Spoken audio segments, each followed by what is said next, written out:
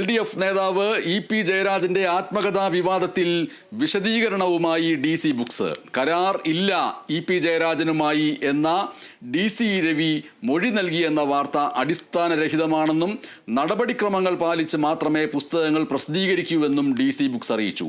Publications വിഭാഗം മേധാവിയെ suspend ചെയ്തുവെന്നും സൂചനയുണ്ട്. എബി ജോൺ തോമസ് വിവരങ്ങളുമായിട്ട് ചേരുന്നു. അപ്പോൾ നേരത്തെ വന്ന ആ വാർത്ത DC രവിയുടെ മൊഴി 2 മണിക്കൂർ സമയമെടുത്തു എന്നുള്ള വാർത്ത തെറ്റാണ് എന്നാണോ, അതോ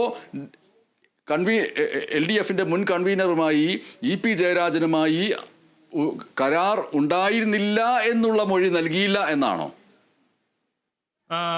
മൊഴിയെടുക്കൽ നടപടികൾ എന്തായാലും നടന്നിട്ടുണ്ട്. പക്ഷേ ഇതുമായി ബന്ധപ്പെട്ട്, അതായത് മൊഴി രേഖപ്പെടുത്തി അല്ലെങ്കിൽ ഇപ്പോൾ അന്വേഷണ സംഘം മൊഴി രേഖപ്പെടുത്തി, DC രവിയുടെ മൊഴി രേഖപ്പെടുത്തി അതിനുശേഷം ഇതുമായി ബന്ധപ്പെട്ട് വന്നിട്ടുള്ള വാർത്തകൾ, അതായത് ഇത്തരത്തിൽ ഒരു തരത്തിലുള്ള കരാറും ഇല്ലായിരുന്നു എന്ന നിലയ്ക്ക് വാർത്തകൾ വരുന്ന സാഹചര്യം ഉണ്ടായിരുന്നു. ഇത് തെറ്റാണ് എന്നുള്ള നിലയ്ക്കാണ് ഇപ്പോൾ DC ഒരു കുറിപ്പിറക്കിയിരിക്കുന്നത്. EP ജയരാജന്റെ പുസ്തകവുമായി ബന്ധപ്പെട്ട് DC ബുക്സ് മൊഴി നൽകിയിട്ടുണ്ട്.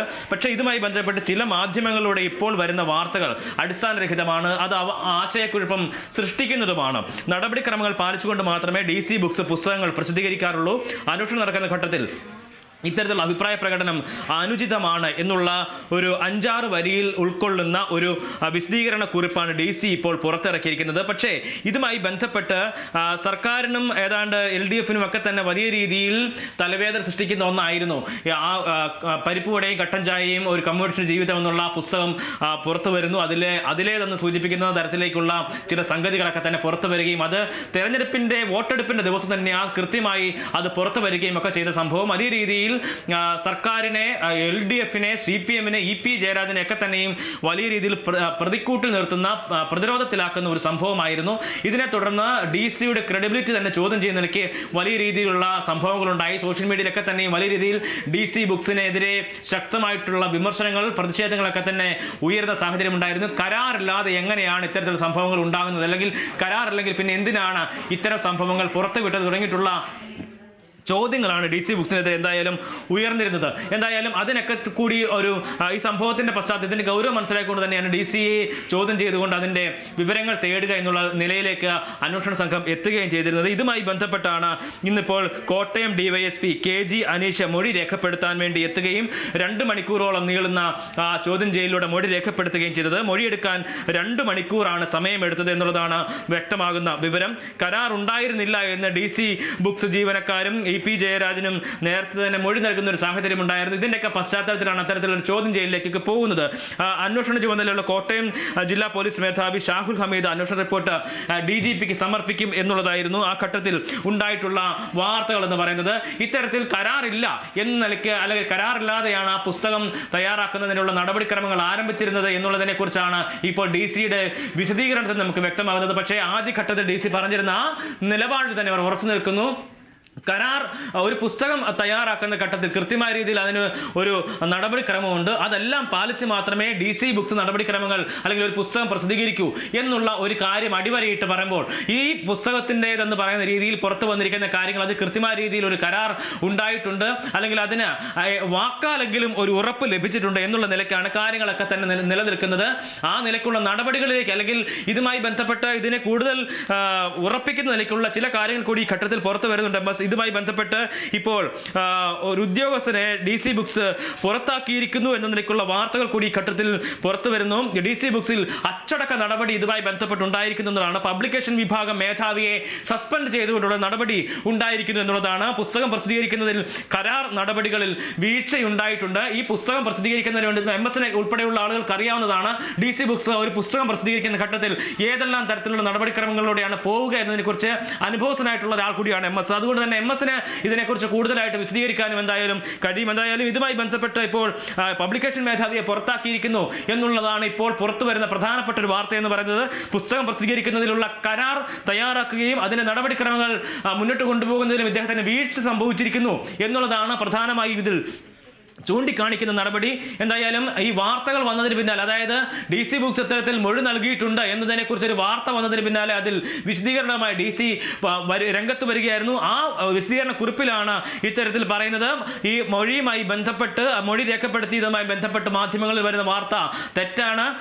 നടപടിക്രമങ്ങൾ പാലിച്ച് മാത്രമേ തങ്ങൾ ഒരു പുസ്തകം അതിന്റെ പ്രസിദ്ധീകരണ നടപടിയിലേക്ക് കടക്കുകയുള്ളൂ എന്ന് പറയുമ്പോൾ ജയരാജനുമായിട്ടുള്ള കരാർ തങ്ങൾക്കുണ്ടായിരുന്നു എന്നുള്ള കാര്യം അവർ തള്ളിക്കളയാതെ തന്നെ അവിടെ നിലപാടിൽ ഉറച്ചു നിൽക്കുന്നു എന്നുള്ളത് തന്നെയാണ് DC ബുക്സിന്റെ നിലപാടിൽ ഉറച്ചു നിൽക്കലിൽ ഒരു യുക്തിയുണ്ട്. ആ യുക്തി എന്ന് പറയുന്നത്, ഒരു പുസ്തകം അച്ചടിക്കപ്പെട്ട് പ്രസ്സിൽ നിന്ന് പുറത്തു വരുന്നതിൻ്റെ തൊട്ട് മുൻപ് ആ കരാറിൽ ഒപ്പിട്ടാൽ പോലും അത് കൃത്യമാണ്.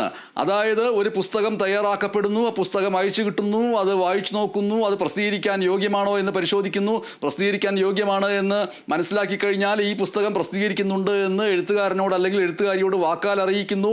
അതിനുശേഷം അതുമായി ബന്ധപ്പെട്ട അനുബന്ധ പ്രവർത്തനങ്ങൾ നടത്തുന്നു. അതിൻ്റെ പുസ്തകത്തിൻ്റെ മുഖചിത്രം തയ്യാറാക്കുന്നു, അതിൻ്റെ ഫോണ്ടുകൾ സെറ്റ് ചെയ്യുന്നു. ഇങ്ങനെയുള്ള കാര്യങ്ങൾ ആയിരക്കണക്കിന് പുസ്തകങ്ങൾ പ്രസിദ്ധീകരിക്കുന്ന പുസ്തകശാലകളിൽ ഒരേ സമയം നടന്നു പോകുന്നു.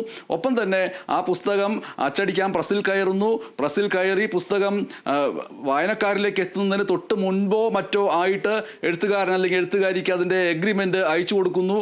അയച്ചു കൊടുക്കുന്ന എഗ്രിമെൻ്റ് എഴുത്തുകാരൻ ഒപ്പിടുന്നു. ഒപ്പം തന്നെ ആ അദ്ദേഹം മരിച്ചു പോയി കഴിഞ്ഞാൽ ആ പുസ്തകത്തിൻ്റെ അതിൻ്റെ പ്രതിഫലം ആർക്കൊക്കെ വേണമെന്നുള്ള നോമിനികളെ എഴുതിപ്പിക്കുന്നു. അതിനുശേഷം ഒപ്പിട്ട് അയക്കുന്നു. ഒപ്പിട്ടത് അവിടെ ഓഫീസിൽ കിട്ടിക്കഴിയുമ്പോൾ രവി DC കൂടി അതിൽ ഒപ്പിടുന്നു. ഒപ്പിട്ടതിൻ്റെ ഒരു പകർപ്പ് എഴുത്തുകാരൻ അല്ലെങ്കിൽ എഴുത്തുകാരിക്ക് അയച്ചു കൊടുക്കുന്നു. ഇതാണ് അതിൻ്റെ നടപടിക്രമം എന്ന് പറയുന്നത്. ഇത് പല ഘട്ടങ്ങളിലും പുസ്തകം പ്രസിദ്ധീകരിച്ചതിന് ശേഷം പോലും ഇത് നടന്നു എന്ന് വന്നേക്കാം.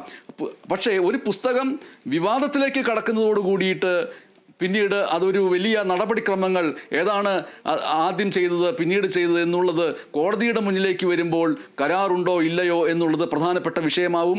ഒരു പക്ഷേ ഈ പുസ്തകം ഇറങ്ങി 1-2 ആഴ്ചയ്ക്ക് ശേഷം എഗ്രിമെൻ്റ് ഒപ്പിട്ടാൽ പോലും മതിയാവും എന്നുള്ള നിലയിലേക്ക് കാര്യങ്ങൾ തീരുമാനിച്ചിരുന്നുവോ ഇല്ലയോ, ആ അർത്ഥത്തിൽ ഒപ്പിടപ്പെട്ട ഒന്ന് ഉണ്ടോ, അതോ ഒപ്പിടാൻ വേണ്ടി അയച്ചു കൊടുത്തത് ഒപ്പിട്ട് തിരിച്ച് കിട്ടിയിട്ടില്ലയോ എന്നിങ്ങനെയുള്ള കാര്യങ്ങളൊക്കെ അത് കോടതിയുടെ നടപടിക്രമങ്ങളിലേക്ക് പോകുന്നുണ്ടെങ്കിൽ മാത്രം ചർച്ച ചെയ്യപ്പെടേണ്ട വിഷയമായിട്ട് മാറുന്നു. AB John Thomas.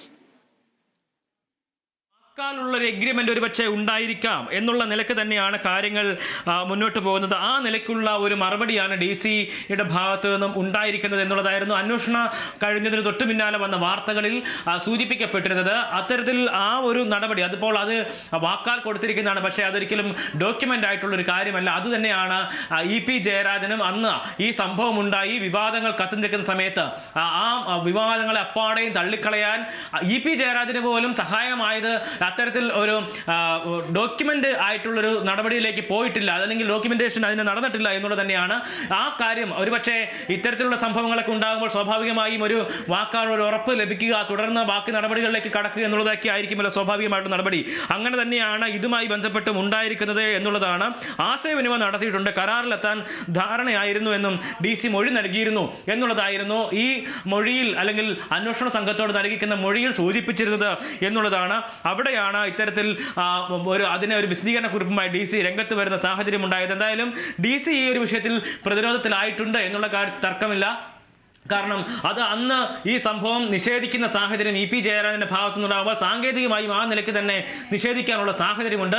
ആ സാങ്കേതികത്വത്തിൽ ഊന്നി നിന്നുകൊണ്ടുള്ള ഒരു സംസാരവും അല്ലെങ്കിൽ ഒരു നിലപാടും തന്നെയായിരുന്നു EP ജയരാജനും അന്ന് എടുത്തത്. പക്ഷേ ആ സാങ്കേതികത തന്നെയാണ് ഇപ്പോൾ പൂർണ്ണമാണ് ഇപ്പോൾ ആ